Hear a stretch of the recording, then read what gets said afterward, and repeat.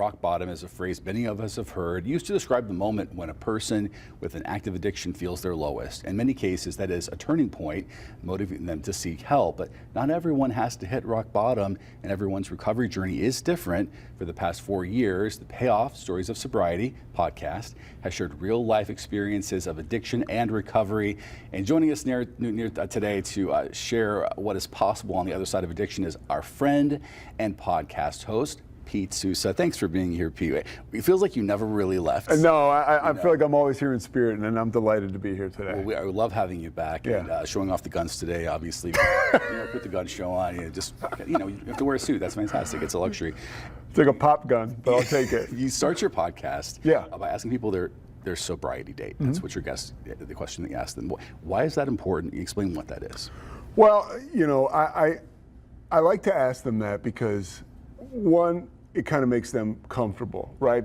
It's something they know the answer to. Yeah. And if I'm having you on the show, it's because you're sober. And a lot of times people get caught up in, oh, I've only been sober for 90 days, or I've only been sober for 6 months. That's a lot. But the sobriety date is a threat of accountability.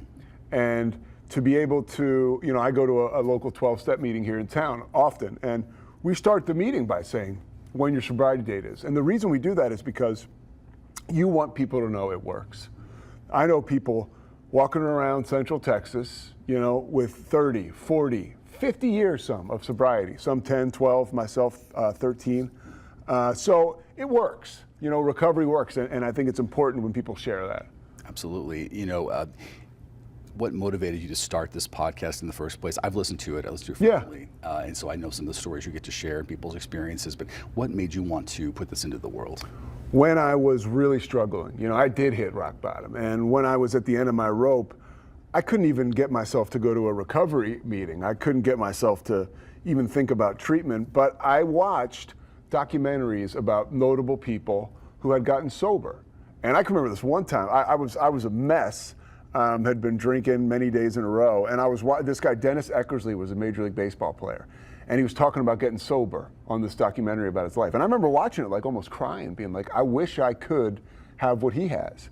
And when I got sober, I told myself, wouldn't it be cool to put some more of that out in the world? Not everybody's ready to walk into a recovery meeting, right? Not everybody's ready to go to rehab. Some people can't afford it. And so to have this podcast where people can just dial in and listen in and just drop in to hear what recovery is like and to hear people's stories of just how broken they were. And you can hear it in their voice now, and sometimes you can see it, just how they're kind of letting the sunlight of the spirit shine through them, which is what getting sober is all about. We hear that name, the Payoff. What's behind that name? We use context clues, but just describe what's behind the name, the Payoff. The Payoff. The Payoff is a great life. If I can tell you this, and you know me, right? Like, if being sober wasn't fun, I'd still be drinking. Truly. But it's a great way of life. And I try to tell people that are new to this, just show up, give us 90 days and we'll refund your misery, right? If you're that broken down, just go, sit all the way down, listen, and stay for a while. And don't compare yourself out, because you might hear what people have to say that you can relate to. But the Payoff is a great life, and there's a great life on the other side of I was as low as you could get. I was so broken that I was willing to do anything to get and stay sober, and the payoff of all that work was a great life. What has your payoff been specifically? What can you share with us? I'm sitting here with you, dude. Really, I used to sit on a bar stool and drink and tell lies about what I was doing, and all those lies I told, those are things that I'm really doing now. And ultimately, what I get to do is carry the message. It was given so freely to me. Guys who are sober for a long time would reach out for me, or when I was reaching out, they were there for me, And it's not like if somebody's out there listening now and they're trying to get sober, it's not this big conspiracy, like all your friends and family, they don't have anything against you. Like, you just may have a problem. If you're sitting in the middle of an intervention and you're thinking, oh man, how do I get out of this? Well, just kind of sit down, listen, and give it a shot. Give it a shot. It's the best thing.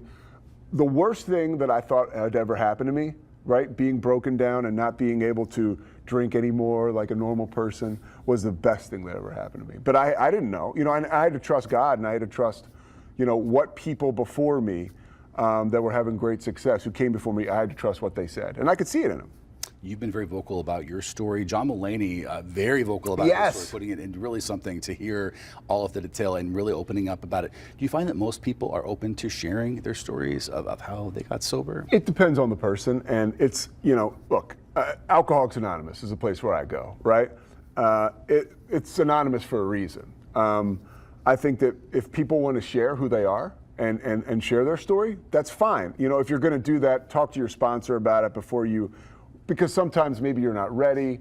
I had talked to a lot of people before I started to share this stuff on this podcast. Two of them worked here, Bob Walters and Josh Young, our news director and general manager, and they gave me the green light to do this. So I wouldn't be sitting here with you talking about sobriety if those guys, a lot of news stations or maybe a different company outside of Gray would have been like, no, this is too much. This guy's our morning anchor. We can't have him out there. Who knows what he's going to say? Josh was like, dude, go for it.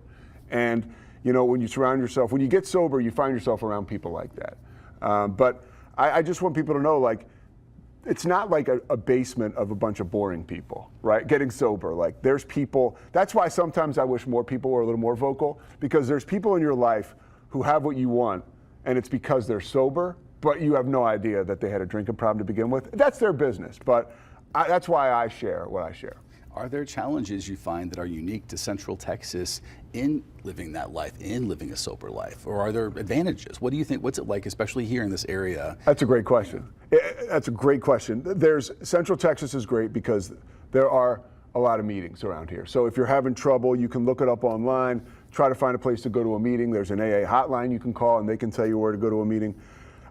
If you work a program of recovery the way that you're told to work it, the way that your sponsor tells you to work it, this is specifically for me, right? There's no place you can't go. Recovery is not a tunnel to more meetings, it's a bridge to life. Somebody told me that a long time ago, and I didn't know what they meant until I experienced it myself. So it really is, it doesn't matter where you live, you can live. I got sober living in Jersey City, working in New York City, and people were like, oh, it's gonna be too. Guess what, there's more meetings in New York City than almost anywhere on the planet. So if you want it bad enough, it's okay. You can go wherever you need to go if you have singleness of purpose. Look, I'll go to a restaurant. Christy's here, my fiance. I'm kind of boring. Once I like to be home by 9:30. Not because I'm worried to be out anywhere around alcohol. I'm old. I want to go to bed. We can relate on that. I am the same way about it. And we have a picture, I think, of you and your lovely fiance if we want to show that. Oh, really? It's pretty exciting. Yeah, well, this is the payoff to getting sober. How about that? Beautiful couple there, and the ring is gorgeous, and congratulations. Thank you very much. To you both. Yeah. You kicked off a new season a couple weeks ago. What are some of the guests you've had and some that you hope or plan to have on this season? Yeah, I guests I've had, Lee Steinberg, a sports agent, Ryan Leaf, former football player, Tony Mandrich, former football player, Jay Moore, the comedian and actor. Oh, really? Jay Moore? Yeah, so people you've known, you know about, but then there's also people that you don't know. I try to kind of run the gamut to put, not just everybody's a celebrity. Certain people are, just like me or you. I talked to a guy, the show went up today, Andrew, from where I'm from in Philadelphia. He's 5 years sober, just an amazing story. I just want to keep sharing the stories of recovery. I just want people to know there's always hope. And if you want to check in, you can drop in and listen to the Payoff with Pete, Stories of Sobriety, and maybe that hope is there for you too.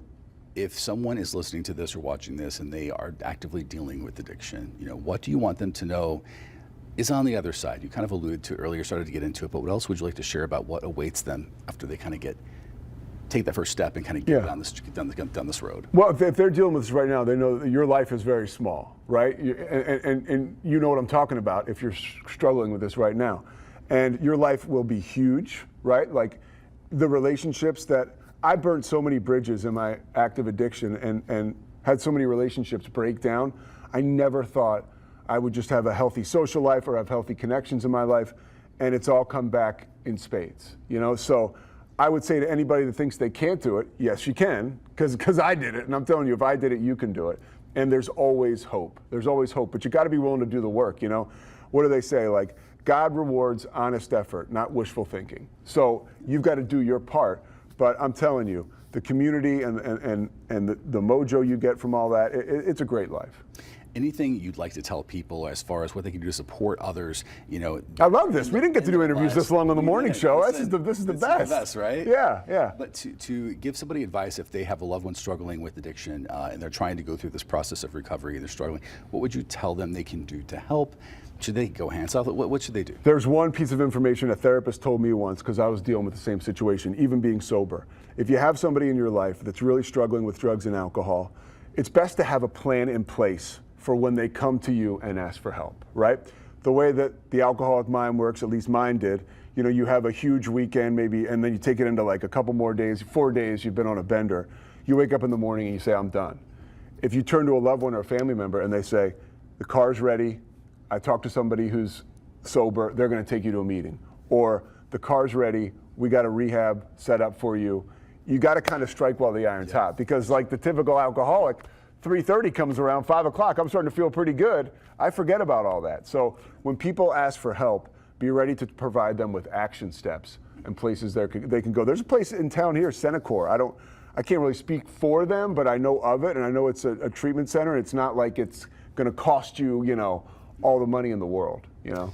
And, okay, so real quick, any final thoughts, including any guests you would love to have? I mean, you've already had some pretty amazing people, but any big guests? I would put it out there. Put it out there. I would love to have like a Rob Lowe. Okay. You know, that's somebody who I just am over the moon about. Chris Mullins, a basketball player. When I was sober, I was at NBA Summer League, and I was working for the NBA Development League. And I was in Vegas for 2-3 weeks. I hadn't been to a meeting. I didn't know where to go. And Chris Mullins is sober. And I had to interview him for my job. And he didn't want to do the interview. He was like, oh man, whatever. But he's a nice guy. And I knew he was sober, 20 years. So the cameras are done, everything moves away. And I'm like, Chris, I got a year and a half sober, but I'm struggling out here. He's like, oh man, he pulls up his phone. He's like, there's a meeting over here at Harrah's. Okay. There's a meeting. And that's guys like that. I mean, that was a moment to me like, man, this is working. So Chris Mullen, I'd love to have you on too, and Rob Lowe. Yeah. Well, we love it, Pete Sousa, and what you're doing. Pete, this is for you. This is for you too. These flowers are yours. Ask Karina. Listen, I'm sure I've taken them before. We love you. And by the way, he destroyed some of our Christmas decorations one time. I have not forgiven him yet. Those were the little snowmen. It got thrown on the floor. Got thrown on the floor. Thought he was being funny. It's okay. Listen, hey, that morning shift will make you crazy. Give you your flowers. Those are yours. Hold on to those. Again, send the QR code in this. Justin just gave me the world. I love it. The Payoff with Pete Sousa. Scan the QR code there. Stories of Sobriety. You can find it streaming on Spotify, Apple Podcasts, wherever you get your podcast, and we will be right back.